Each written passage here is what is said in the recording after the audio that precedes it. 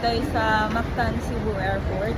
So, ayan yung update ng aking buhay. Today, puro travel. Puro kuwan lang, strolling sa aeroplano. Ito guys,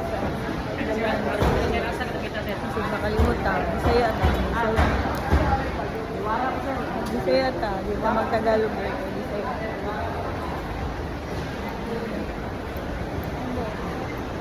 Kalitangan din pa sa lubong.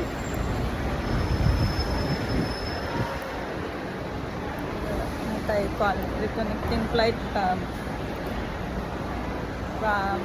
Katiklan to Cebu. Tapos meron naptay oras na 3 hours. 3 hours na magmulat sa tong flight pa Manila. So, naminta mula sa Cebu pero yun sila traffic.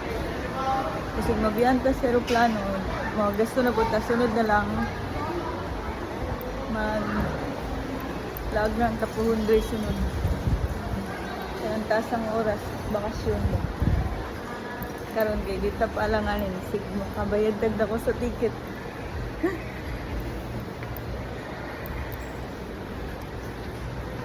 Welcome to my vlog.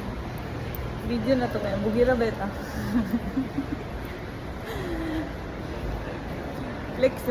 Flex lang na para ang hinambog ba, atikra. Hindi na siya hinambog na, lagi pa siya. Atikra. Bye.